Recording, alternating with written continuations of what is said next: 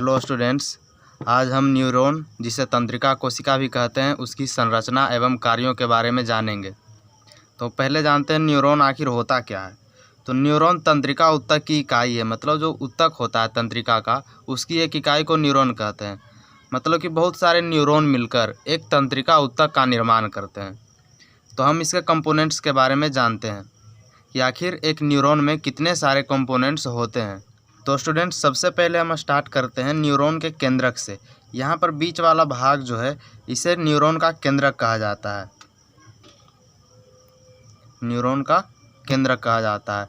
और केंद्रक के अगल बगल जो हमें द्रव पदार्थ दिख रहा है कोशिका के अंदर, मतलब न्यूरॉन कोशिका के अंदर केंद्रक के आसपास जो द्रव पदार्थ दिख रहा है उसे साइटन कहा जाता है।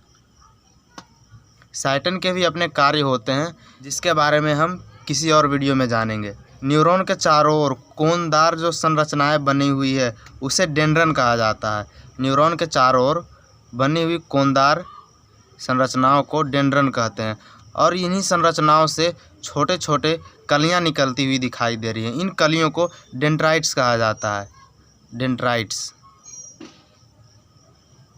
डेंड्रन से निकलने वाले छोटे छोटे कलियों को डेंड्राइट्स कहा जाता है। अब आते हैं इस डायग्राम के निचले पोर्शन पर। यहाँ पर इस तरह की बनी आकृति को न्यूरेलिमा आच्छद कहा जाता है।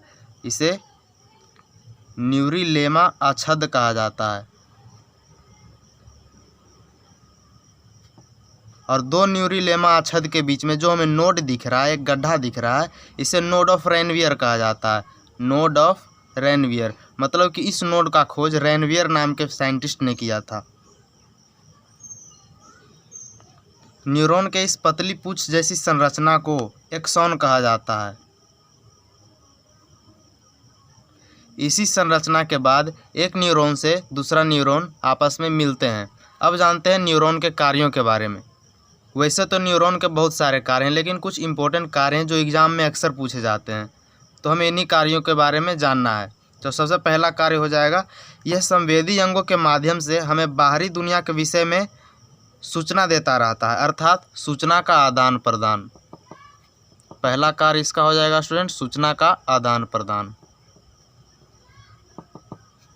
इसका सेकेंड कार्य हो जाएगा, तंत्रिका कोशिका हमें याद रखने, सोचने, जैसे कि क्यों और कैसे को समझने की क्षमता प्रदान करता है। मतलब यह है कि न्यूरॉन हमें समझने की क्षमता प्रदान करता है। समझने की क्षमता प्रदान करना। इसका थर्ड और सबसे इम्पोर्टेंट कार्य हो जाएगा, यह हमारी ऐच्छिक क्रियाओं जैसे कि दौड़ना, बोलना, खाना इत्यादि कार्यों को नियंत्रित करता है, अर्थात ऐच्छिक क्रियाओं का नियंत्रण। ऐच्छिक क्रियाओं का नियंत्रण। ये तीन इम्पोर्टेंट कार्य न्यूरॉन कोशिका के हो जाते हैं जो कि अक्सर एग्जाम में पूछे जाते हैं, और यही सब आपको भी लिखना है।